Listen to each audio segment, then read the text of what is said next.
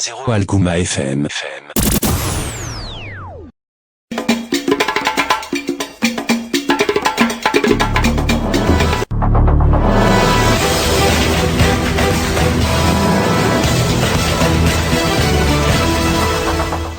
bidee demi jot na fii ci suñu studio asalaamaaleykum mbokk yi safoo déglu seen rajo Alkuma dal leen ak jàmm ci xibaaru digg bëccëg bi ñu wax leen li fi gën a fës.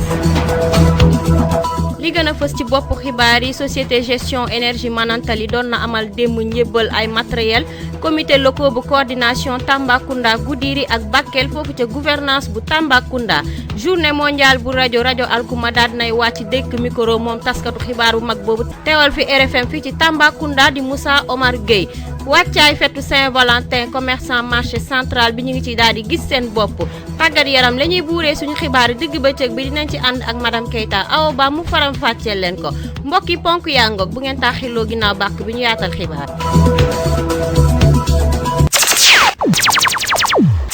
ginnaaw bu ñu leen nuyoo yéen mi safoo déglu seen rajo Alkuma bisimila leen ci xibaaru digg bëccëg bi dañu koy doore démb fi gouvernance bu Tambacounda doon nañ faa amal benn cérémonie jébbal matériel yi ci mel ni téléphone moto imprimante ak yenn ci ñoom ay ci comité locaux bu coordination Tambacounda Goudiri ak Bakel société boobu naan SOGEM doon na ko fa amal gouverneur Oumar Mamadou Baldé daal nay rafetlu liggéeyu projet boobu nga xamante ne OMVS moo ko amal ba pare chef d'État yi daal di koy lancé ñu déglu Oumar Mamadou Baldé gouverneur bu Tambacounda ci micro Sokhna dandio. waaw sant yàlla rek di wax nekk lii étape bu importante la ci projet Manantali 2 bi nga xam ne ci région de Tamba lay traversé di fàttali rek liggéey bi tàmbali na bu yàgg am na ay étapes yi ñu franchir vraiment avec beaucoup de succès léegi yegsi nañu ci niveau bi nga xam ne des na rek ñu fay personnes impactées yi loolu it monsieur le directeur général yëgal nañ ne que joxe na ay instructions peut-être fii ak weer wala maximum ñaari weer personnes yi nga xam ne ñoom ñoo impacté wu mun a rentrer ci seen fonds libérer donc site yi de ce fait projet bi mun a jot tracé bi totalement depuis Kaay ba Tambacounda fii di en tout cas aussi delloo njukkal population yi. La radio 107.0 Alkuma FM. ñuy rafetlu ay kàddoom moom gouverneur bu région bu Tambacounda projet bi nekk li nga soxal moom njiitu réew mi Sénégal di Macky Sall moom Oumar Mamadou Baldé daal nay xamal ne biñ tàmbalee liggéey bi ak léegi jotaguñ cee am benn rëkk-rëkk te mi ngi rafetlu projet bi te fii ak délai bu néew rek ñi nga xamante ne ñoom la soxal dinañ daal di jot seeni fonds ñu déglu ko ba léegi ci micro Sokhna dandio. bii mooy peut-être 6e réunion bi nga xam ne def nañ ko ci projet bi vraiment compréhension ak ni ñu jàppee projet bi xam ne que njëriñu Sénégal la ak njëriñu réew yi bokk OMVS loolu jar na rafetlu ci wàllu boobu aussi maa ngi rassurer autorité OMVS yi di rassurer waa SOGEM que pour région de Tambacounda yaakaar naa benn jafe-jafe du fi am lépp loo xam ne jar na ko dinañ ko def pour que population yi d'abord mun a gis seen bopp à travers le paiement mais également équipe technique yi di ñëw ñu mun leen accompagner sur tous les plans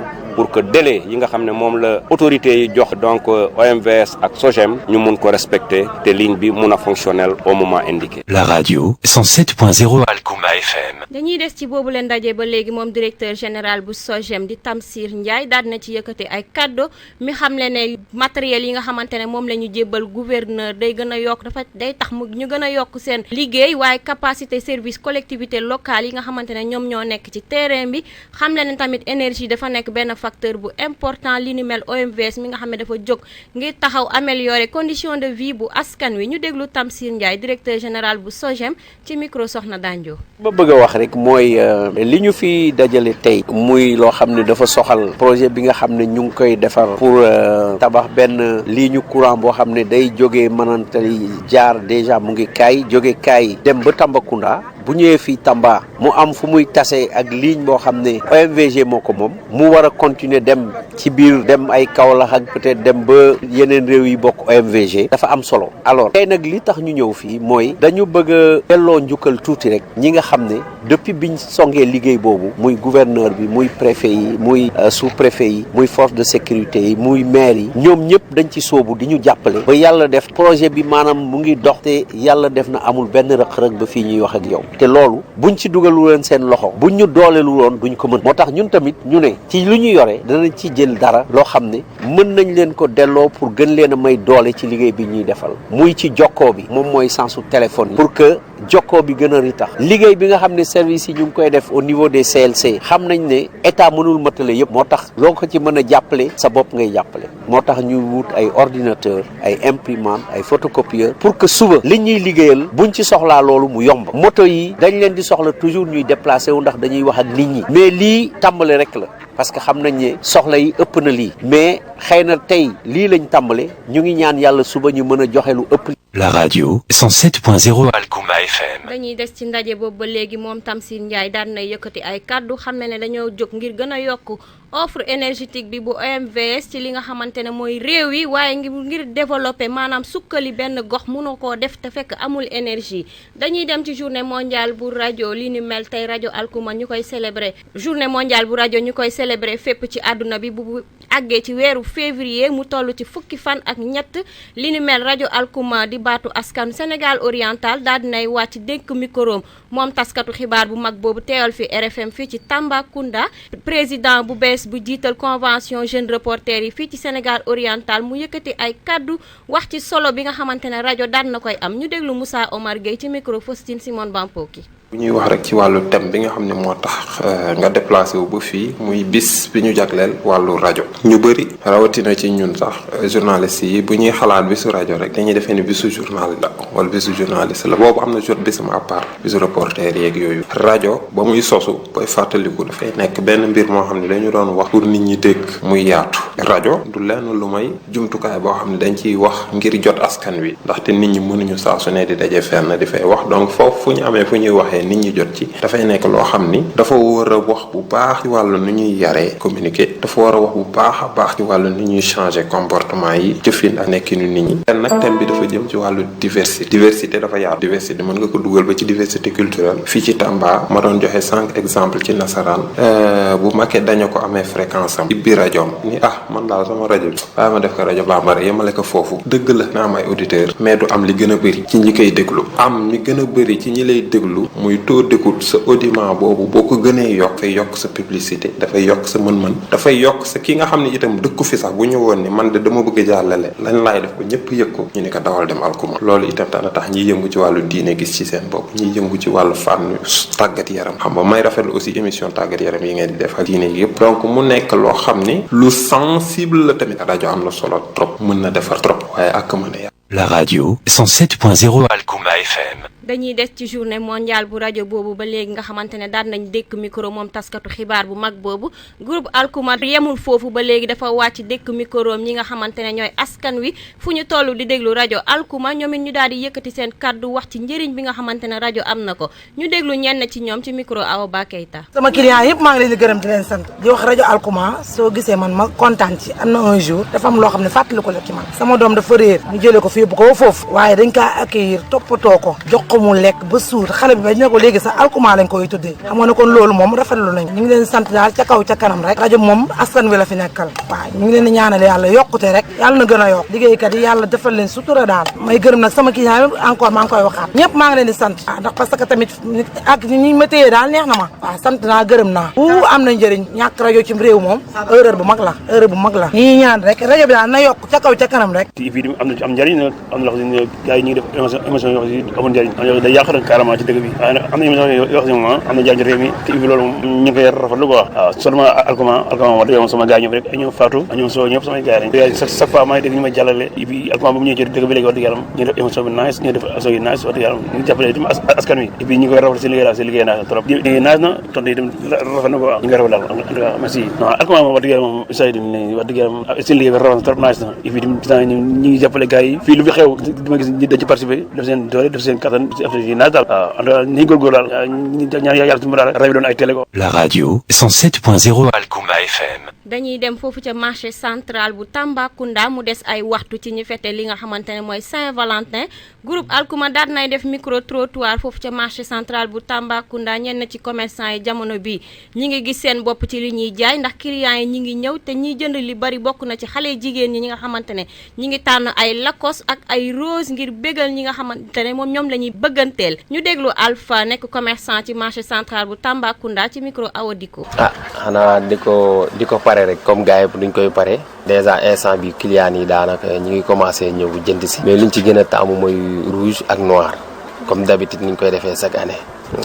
ñu ngi koy pare daal non xam nga déjà comme ni ñu koy waxee chaque jour rek maanaam pour man Saint-Valentin la chaque jour boo nekkee ki nga xam ne moom nga bëgg bon kon war nga koo mën a dund ak moom mais nag dafa am jour boo xam ne gars yi dañ koo gën a jël mooy li ñu naan les 15 tout le temps gars yi dañ koy pare di ko féete comme d'habitude ni ñu koy defee chaque année gis daal mais man moom dama koy dund chaque jour maa ko ki nga xam ne moom laa bëgg non jigéen ñi ñoo gën a ñëw waaw jigéen ñi moom macha allah moom instant bi ñoom ñu ngi koy dund bu baax ñu ngi koy féete parce que ñi ngi ñëw di jënd ay chemise ay lacoste ay montre bon ay cap comme li xale góor yi gën a bëgg daal waaw ñu ngi leen di ñëw di jëndal cadeau bu baax franchement non instant bi moom dañuy ñëw di jënd bon pour góor ñi mais góor ñi tamit ñu ngi ñëw jënd pour jigéen ñi change la daal nu ñu naan rokki bi rokk waaw ñoom ñoo ko gën a nekk di dund parce que xam nga rek peut-être góor ñi ñu ngi liggéey amuñu jot te ñoom it comme bëggante nit ñi ak ñoom dañuy profiter comme année bi benn yoon la ci ñoom it ñu bëgg koo dund ak ki nga xam ne moom lañ bëgg moo tax ñi ñëw di jënd cadeau yi di jënd ay chemise di jënd ay lacoste xam nga di jënd ay tubéy ay montre waaw di ko dund ak ñoo xam ne bon ñoom lañ bëgganteel et puis loolu tamit dafa nekk loo xam ne lu neex la quand même. La radio 107.0 Alkuma FM. dañuy jeexale xibaar yi wax ci suñu xibaaru réew moom njiital réew mi Macky Sall daal nay promettre ndimbalam Canada mi nar a posé candidature am ci conseil de sécurité bu Nations Unies moom njiital réew mi Macky Sall ginnaaw bi mu doon amal conférence de presse bi nga xamante ne premier ministre canadien yi ñoo ko doon animé moom daal nay yëkkati ay kàddu wax ne dinañ daal di xool Canada nan la nar a dugalee loxoom sumb loxoom ci jaay beeg njënd mi nga xamante ne moo wër dëkk africain yi ñu dem ci xibaaru tàggat yaram.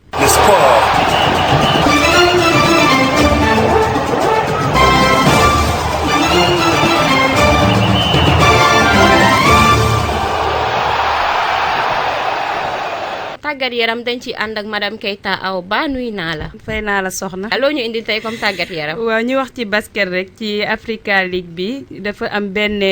nouvelle ligue ñu tuddee ko ligue bu bees nekk basket Africa League noonu lañ koy woowee di football basket bu professionnel bu composé fukki équipe ak ñaar yoo xam ne yépp fii ci Afrique lañ dëkk ñu war a compétir fii ci Dakar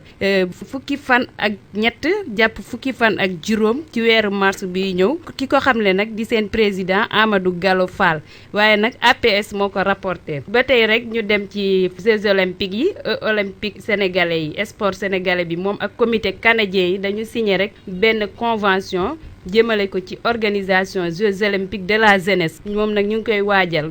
mu nar a amal juróom-ñeenti fan jàpp ñaar fukki fan ak ñaar ci weeru janvier 2022 ñu ko war a amalee fële ca Dakar nag ba tey ci tàggat yaram gannaaw ñeenti at yoo xam ne ñu ngi koy négocier kii di CAF muy confédération africaine bu football ak Égypte ñoom trouvé nañ rek benn accord ndax ñoom dañ doon négocier rek pour siège u CAF bi war a rester foofu ci Égypte ñu bàyyi ko fa rek léegi nag nangu nañ ne dina fa des 10 ans ci kanam te am nañ possibilité renouveler ko soxna ñu dem ci match yu war a am tey fële ci Espagne lañ koy doore rek ci coupe du roi bi foofu nag demi-finale moo fa nar a am tey bu neex mu nekk ne Real Sociedad moo nar a dalal moom Mirandés bu 20h jotee demi-finale bu neex amaan na fële ca Italie nu tudd Coppa Italia foofu Milan mooy dalal équipe bu Cristiano Ronaldo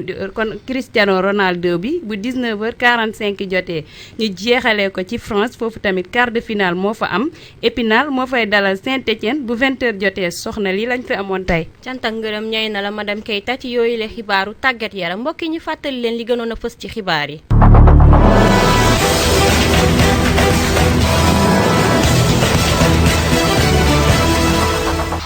li gënoon a fës ci bopp xibaar yi société bu gestion énergie maanaam Tali doon na amal démb njébbal matériel comité locaux bu coordination Tambacounda Goudiri ak Bakel ñu doon ko amal foofu ca gouvernance bu Tambacounda journée mondiale bu rajo alkuma daal nay dékk micro moom taskatu xibaar bu mag boobu teewal fi RFM fii ci Tambacounda di Moussa Omar Gueye wàccaayu fetu Saint-Valentin commerçant yu marché central daal nañ ciy gis seen bopp tàggat yaram la ñu buuree suñu xibaaru digg bëccëg bi àndoon nañ ci ak madame Keita mu faram fàcceel leen ko mbokk yi xibaar yaa ngoog lii lañ leen baaxee ci digg bëccëg bi ñu ngi leen di jaajëfal ci déglu bi ak kóolute bi ngeen am ci seen rajo alkuma ñu ngi leen di ñaanal jàmm te di ko sàkku ci yéen ki loon doon baaxee xibaar yi di seen mbokk Sokhna dandio madame Keita nekkoon ci tàggat yaram bi Ali Abdallah Diallo nekkoon ci wàllum xarale bi léegi di ngeen ànd ak Simon Bampoki mu jox leen xibaar yi ci kàllaama nasaraan